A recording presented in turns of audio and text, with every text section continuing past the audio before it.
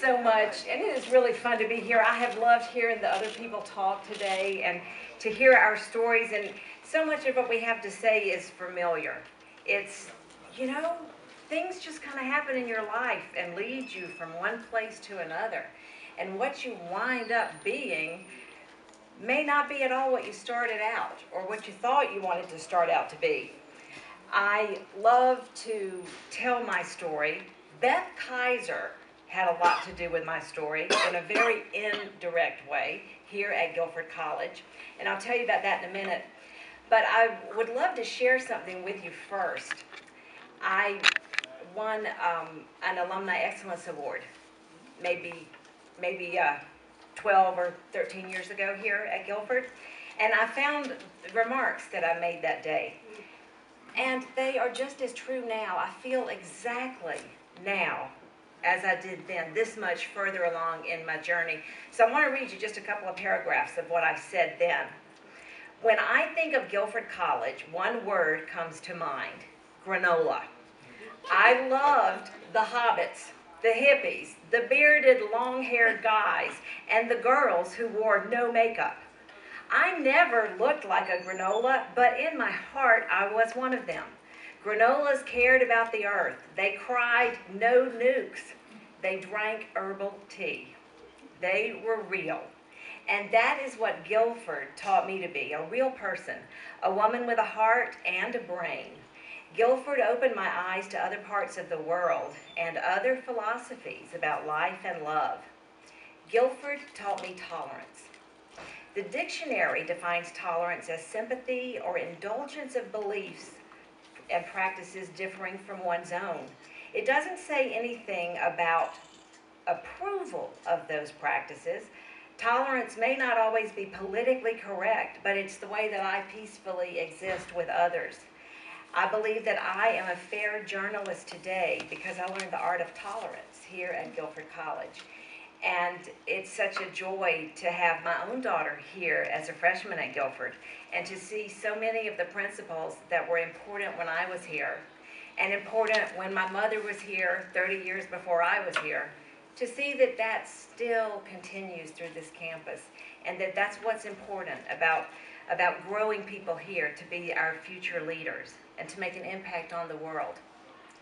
The thing that I appreciate most about my job is the privilege of meeting people from all different walks of life, all segments of society, from meth addicts to astronauts, con artists to celebrities.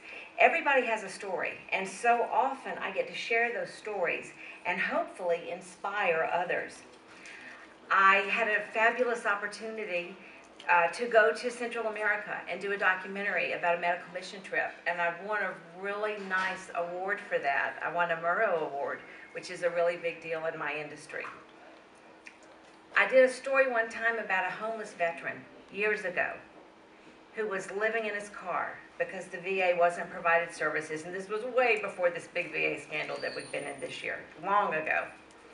But the right people saw the story. The right people watched what had happened to this man who had been a hero and who suffered such bad PTSD that he couldn't function and he was living in a car. They got him help, they got his services reinstated, and I got the shock of my life when one of our news photographers came up to me one day and said, "Jenny, this man asked me to give you this." And it was his Purple Heart. He was so appreciative of what a story did and the positive impact that it had on his life, that he went to an event where he knew that there would be a lot of news crews, and all he did was look for my channel's number and say, "Hey, do you know Jennie Montgomery? Please give her this from me." There's just nothing that can make you feel better than to think that maybe you played a small role in helping to turn someone's life around. I love that diversity that is a part of my job. Talking to a homeless person under a bridge one day, interviewing the governor of a state the next day. I love how quickly events change when breaking news trumps everything that's on that rundown when you're getting ready to start a show, and suddenly the producer's in your ear saying, "Just read what's in the prompter," because they're having to type it as quickly as it's coming down across the AP wires or over a phone conversation or whatever. There is a lot of power in the words that come out of our mouths, and I feel that too many TV people read whatever comes up in that teleprompter without giving much thought perhaps to the tone, the implication, or the ambiguity that might be in the sentences that they are reading. I am not a puppet, and that may make some producers in my newsroom mad, but I'm not going to hesitate to challenge a story when the facts aren't straight. And I'm never going to use social media as a source. And that's something I think that we run into a lot these days with news agencies, big network news, when they have to go back and make retractions because they took something as fact because it was going around on social media. That's really dangerous. There's such a blurring now with cable news, with so many opinion shows that look like a newscast, but they're not. You know, they're a slanted perception of the news. And I think it's really important. And in my house, we watch both. You know, we watch MSNBC, we watch Fox. We watch all of it because we get that balance that way. And I think that's really important in your local news as well, is just to make sure that you are getting a wide variety. Don't eat just one thing. Have a full diet. You know, I think that is so important in news, and it is a very changing time in the news industry right now because of technology and because of social media.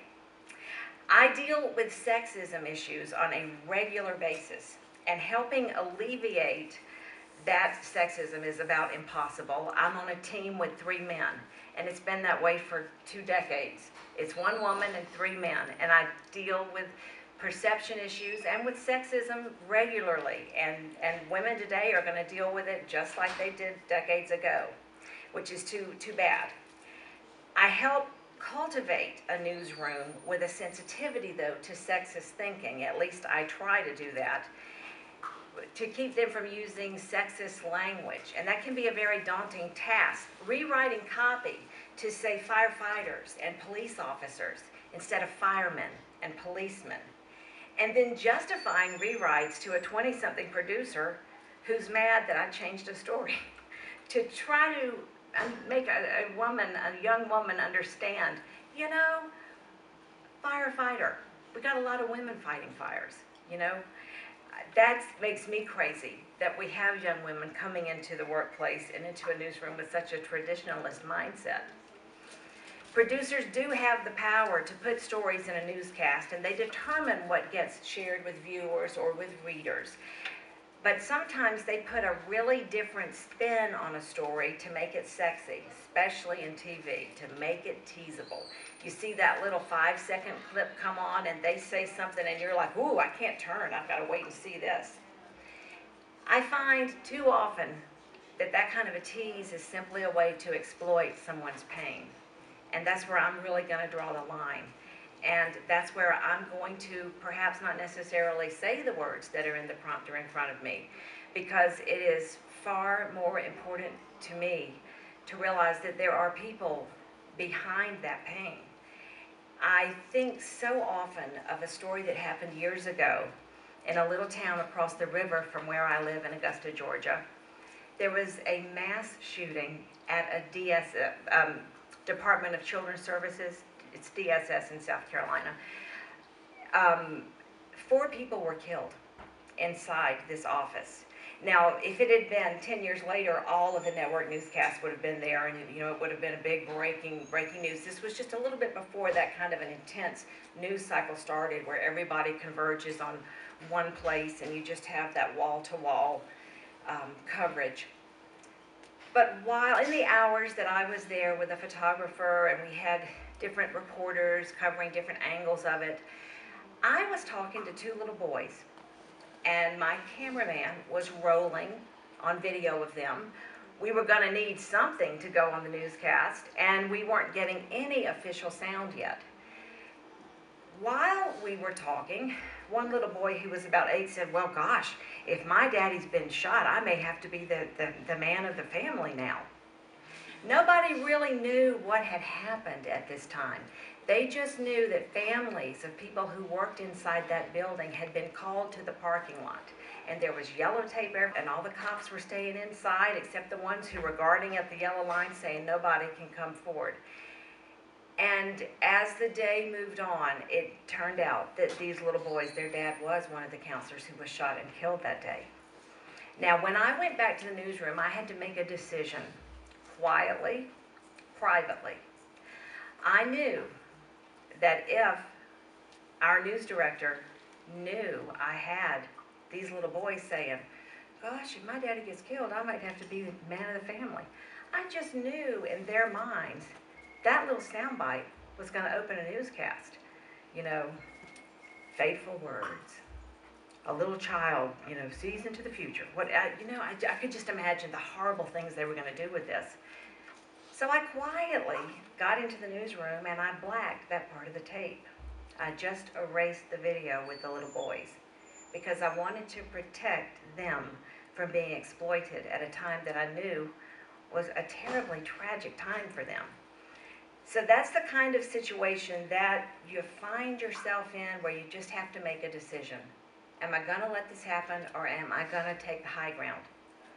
We can still tell this horrible story. It's still going to be a tragedy, but we don't have to show these little boys' faces over and over again, speculating that their dad might be killed. Now, to some happier things, and I think that the job is happy, and I think that the job makes a difference in communities. Of course, I get the opportunity to meet different people who come to our town. I get the opportunity often to do interviews with very amazing people. And over the years, I've had my share from Olivia Newton-John to beloved golfer Arnold Palmer. And when you are from Augusta, Georgia, we have this little golf tournament every April called the Masters. So golfers are a big deal in our town, at least for 1 week of the year. Writer Pat Conroy and his novelist wife Cassandra King, Bob Ballard, who discovered the Titanic.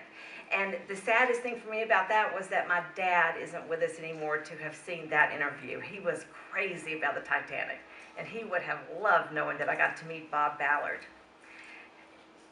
Bill Cosby, pot activist and comedian, or shall we say twinkle toes, Tommy Chong. You know Cheech and Chong? Tommy Chong's on Dancing with the Stars right now. Actress Jane Seymour. Thomas Stanley, who Janet mentioned, the man who wrote The Millionaire Next Door. I wish I had taken better notes from him. And then most recently, my favorite musician of all time, Gino Vanelli. Too many politicians, far too many politicians, including that soulmate-finding Appalachian Trail hiking alibi governor, Mark Sanford, and the amazing Catherine Vandergrift. Do you know who Catherine is? Well, let me tell you. Catherine is about 90-something years old. She's about 93 now. She was on a mission trip to Africa about 5 years ago. And while she was there, she was in a village in Malawi where the mothers were HIV positive. They couldn't nurse their babies. This whole village, the mothers are HIV positive. They have to have formula for these babies, and they don't have the money, and it's very, very hard to come by. So Catherine gets back to the States, and she's just so concerned about those babies, and those babies who can't be fed. So she knew she had to do something to help.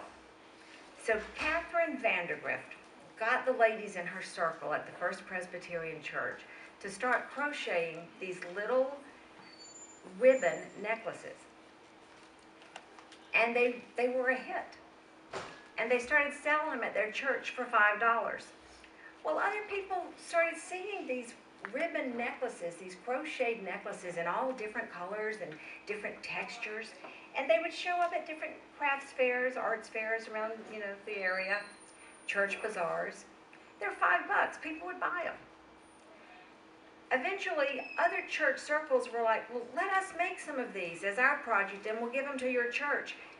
The money that Catherine and her circle make from their necklaces, they call the project now Formula for Life. And in about 5 years, they have raised over $150,000 that is used to buy baby formula that gets to those babies in that village in Malawi. $5 necklaces. I love how one person can make an impact like that. That's a little ripple that goes all the way across the ocean to a village in Africa. And it was from one woman's heart and her worry about little babies over there. Isn't that fantastic? It didn't take a big CEO. It didn't take somebody with some kind of brilliant marketing plan. It took somebody who cared and who came up with a clever way to raise money to help buy formula. And I love it too that Catherine is in her 90s and she is still thriving and that she is still writing her own story, and it's a story worth telling. So I wanted to conclude my remarks kind of telling you how Guilford really impacted the way that I became a news anchor. It's what I always wanted to be ever since 8th grade. And when I was in 8th grade, Barbara Walters, who's just recently retired from ABC News, back in the day, she was the lady co-anchor on the Today Show. And I thought she was just glamorous and smart, and she was so interesting, and I knew I wanted to do exactly that. So I go to school to do exactly that. And then in 1981, when I was a freshman here at Guilford, and I was in the 3rd floor in my room in Bedford, the girl across the hall came over and she goes, "Did you hear the president's been shot?" And I'm like, "What? President Reagan's been shot." So, we find a TV because we don't have the phones then that we can, do this with. We find a TV, and it was terrible. It was a scary time for the country and the worries about the president being shot. But I watched this and I thought, wow, these people that are doing this, they don't really know what's going to happen next. They're reporting on things that they don't know what's going to happen, and I thought that was really scary. And I decided, I'm not sure that I want to do that. I'm not sure I want to talk about frightening things that are happening in the world. I want to do things that are just beautiful. In fact, I think that I will do models for magazine covers, and I'm going to do makeup. That's what I want to do. So I talked to Beth Kaiser about it, who was my freshman advisor. And Beth said, why don't you stay out of school for 1 year and go to beauty school, get a cosmetology license?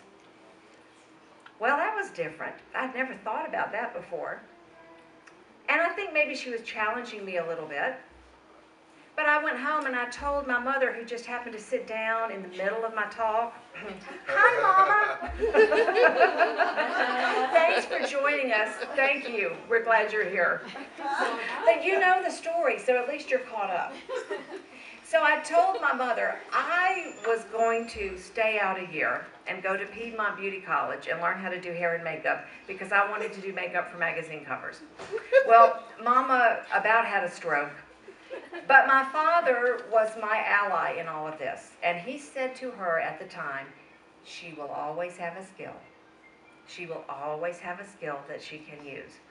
So the smart thing about it was, by the end of that year, when all my friends were back at school, I missed school. I missed being in the dorm. I wanted to come back to college.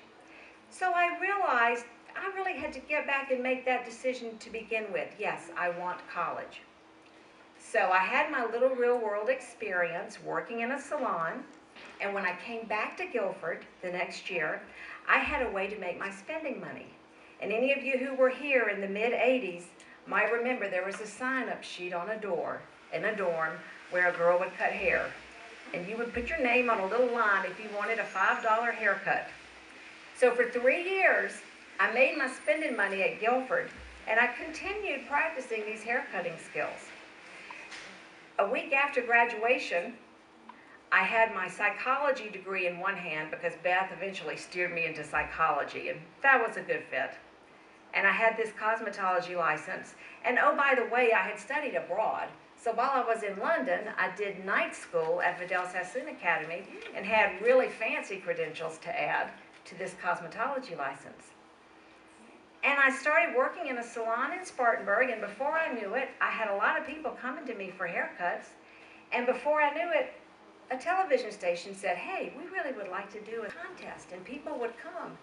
Well, people did come, and it went on for a number of years, and I was the image consultant person of the upstate in the Carolinas, and I happened to meet a man there who directed the segments I did for this television show, and he's married to me now. We've been married quite a long time. We have 3 kids. And what that did for me was steer me right back to where I always wanted to be. Scott had an opportunity after our second child was born to move to Augusta, Georgia. That was an opportunity for me to start over because nobody knew who I was there. 1 million people knew who I was in the upstate, and it wasn't a way that I could change careers. I wanted to be in the news end of a broadcast, not the feature part, not the guest coming on with a feature. I wanted to be that news person, but I was pigeonholed where I was because I was the image lady. I had to get out of my comfort zone and start over. And what I learned when I started over in a newsroom in Augusta, Georgia, was that those years in a salon behind a chair were the perfect training ground for being a reporter, because you listen. You listen. You deal with people every day, and you listen to people. And that is the best skill that you can have as a reporter, just like the skills you had, Minette, with the different paths that you took. So it was just the craziest thing that we moved for Scott's career. And I thought I would be a stay-at-home mom with these 2 little babies, but I had an opportunity to take a job in the newsroom and was able to get back into the path that I always thought I would be in from the news end, because I was in a different market and I was anonymous and I could create the news lady there, whereas I couldn't go back and recreate it in Spartanburg, South Carolina, in the Greenville-Spartanburg area. So I'm thankful to the Kaisers, and I'm thankful to Guilford, because Guilford takes you and Guilford molds you and makes you ready to go out and make your mark on the world. Thanks for having me be here today. Really, really enjoyed it, and I loved everybody else's talks. Happy homecoming.